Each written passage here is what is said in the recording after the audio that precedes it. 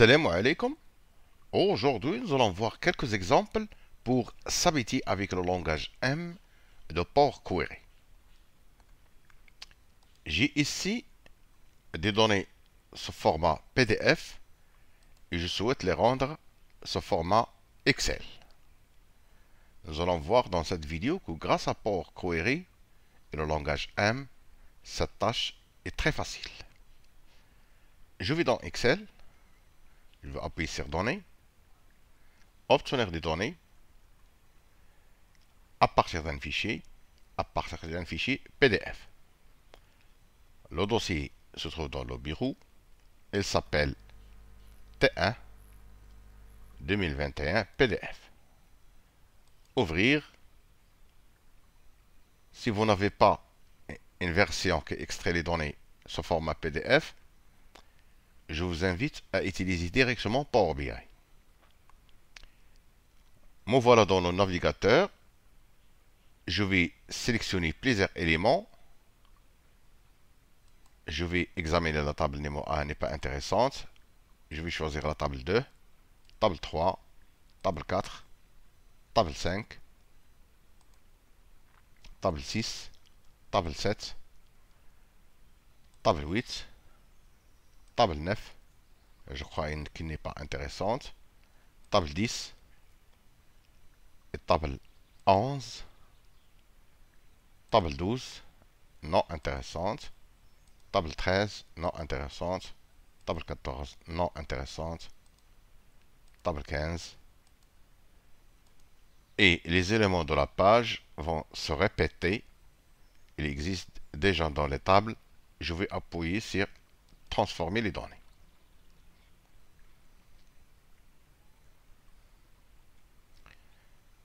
Et me voilà dans l'interface Power Query. Je vais démarrer avec la table 002. Je vais donner un nom à cette table. Je vais l'appeler Performance. Je vais copier, cliquer ici, CTRL V, Performance, T1 2021. Je crois que les en-têtes se trouvent dans les lignes. Je vais les transposer. Pour faire ça, je vais cliquer sur la première colonne, Shift. Je vais utiliser la barre de défilement, sélectionner la dernière colonne, transformer, transposer. Je vais cliquer ici et utiliser la première ligne pour les en-têtes. Ici, cette colonne englobe les performances trimestrielles et annuelles. Je vais la fractionner. Je vais sélectionner la colonne, cliquer sur le bouton droit, fractionner la colonne par nombre de caractères. Je vais choisir les 7 premiers caractères, fractionner une fois, le plus à gauche possible. OK. Je vais donner un nom à cette colonne. Je vais l'appeler uniquement performance trimestrielle. Et l'autre colonne, je vais l'appeler performance annuelle. Et je veux ajouter une colonne personnalisée pour les années. Je vais l'appeler année et je vais mettre 2021.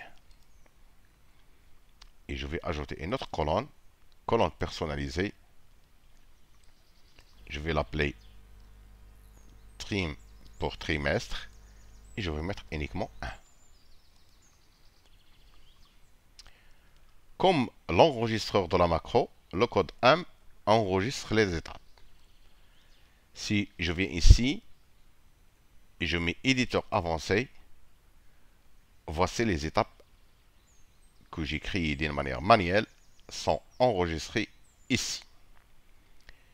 Le code M, pour le connaître, je crois qu'il qu'il faut démarrer par le voir. À force de le voir, vous allez terminer par le comprendre. Je vais essayer d'utiliser ce code pour le trimestre 2 de 2022. Je vais fermer. Je vais dupliquer cette requête. Non. Je vais dupliquer cette requête. Je vais l'appeler. Je vais appuyer sur échappe. Je vais appeler trimestre T1 2022. Et je vais, puisque ici, cette table est presque similaire à cette table. Sauf ici, il y a 7 colonnes et ici, il y a 4 colonnes. Je vais tenter avec le code M.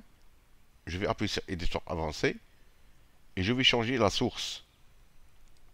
Au lieu de 2021, je vais mettre 2022.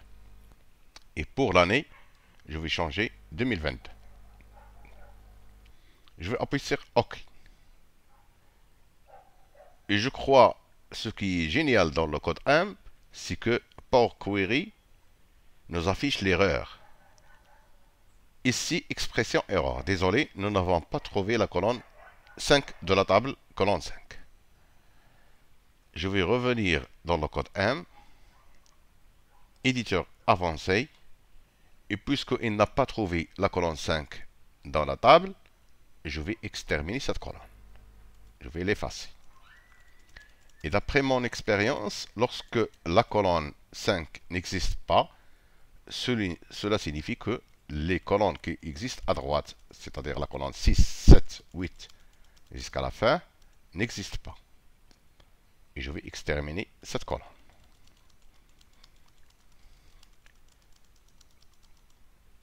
Et je vais exterminer les virgules de séparation. Et ici, il manque une accolade. Je vais mettre copie, CTRL V. Et maintenant, je vais appuyer sur OK. D'accord? Et voilà le résultat. Année 2022, trimestre 1. Je vais vérifier dans la table de trimestre 1 de 2022 s'il y a ce chiffre. 2022, c'est presque le même résultat, ou bien le même résultat directement. Maintenant, je vais revenir dans Excel et je vais déplacer cette table. Je vais venir maintenant dans la table 003, page 1. Je vais appeler cette table capitalisation T1 2021. CTRL V, espace T1 2021.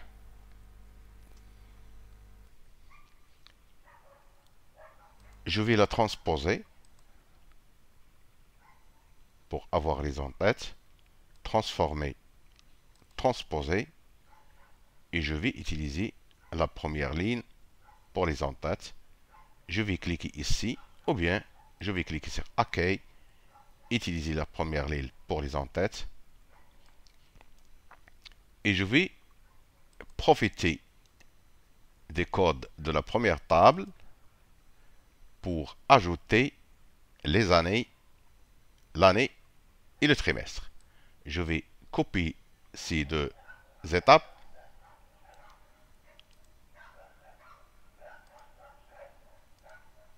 Je vais fermer. Je vais aller dans le code M ou bien l'éditeur avancé de cette table et je vais la coller ici. J'ai ajouté des étapes enregistrées sur la table numéro 1.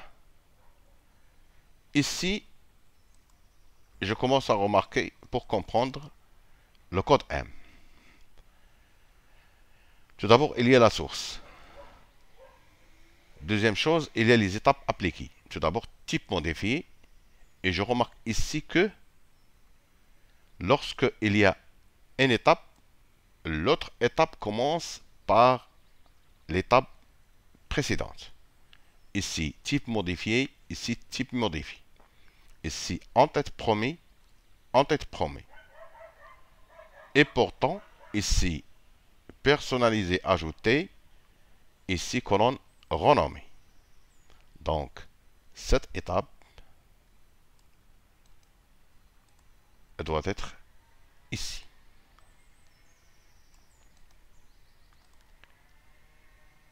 D'accord? Et il y a une autre chose. Chaque étape se termine avec une virgule. Je vais aller à la fin. Cette étape était la dernière dans la nouvelle table, mais lorsque j'ai ajouté des étapes, il doit se terminer avec une virgule. Je vais par la suite appuyer sur OK. Et voilà le résultat. D'accord? Maintenant, je vais dupliquer cette table. Je vais l'appeler capitalisation T1 2022. Je vais cliquer sur éditeur avancé et je vais changer la source 2022 et ici je vais changer l'année 2022 et le trimestre reste le même. Je vais appuyer sur OK et voilà le résultat.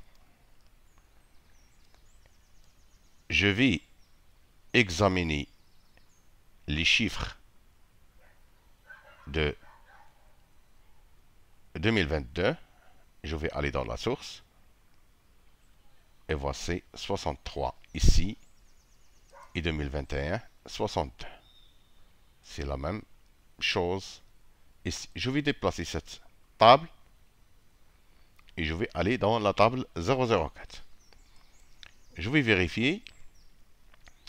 Ici, je crois que les en-têtes sont bien faits et pourtant, ce symbole peut me gêner dans l'analyse par la suite. Il y a deux façons de changer ce symbole. Si je sélectionne la colonne, dans ce cas, je vais appuyer sur remplacer les valeurs, mais je dois saisir la valeur ici. Et il y a une autre méthode. Je clique sur le symbole, remplacer les valeurs, il est saisi d'une manière automatique. Puisque ce sont des chiffres, je vais le remplacer avec 0. Je vais appeler cette table volume par marché.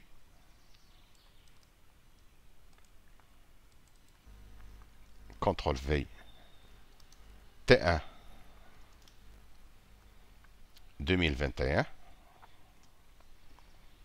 Je dois ajouter l'année et le trimestre. Je vais profiter de ce code. Éditeur avancé. Je vais choisir ces deux étapes. Je vais sélectionner la table, éditeur avancé, et je vais les ajouter ici.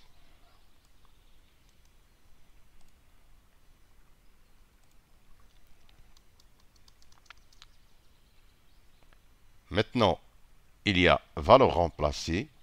Cette étape doit être la même dans l'étape suivante. Et cette étape était la dernière dans cette table, mais maintenant n'est pas la dernière. Je dois ajouter une virgule. Et j'ai oublié de vous dire que la dernière étape sera sans virgule et il faut qu'elle soit à la fin, après le IN. Je vais appuyer maintenant sur OK. Et voilà le résultat. Je vais dupliquer cette table. Je vais l'appeler 2022. Je vais appeler l'éditeur avancé et je vais changer la source 2022 et je vais changer l'année. Par la suite, je vais appuyer sur OK. Et voilà le résultat. Je vais déplacer cette table. Je vais maintenant dans la page numéro 5, ou bien la table numéro 5 et la table numéro 6. Et puisque il mérite une explication précise, je vais la laisser dans la prochaine vidéo. N'oubliez pas de s'abonner à ma chaîne.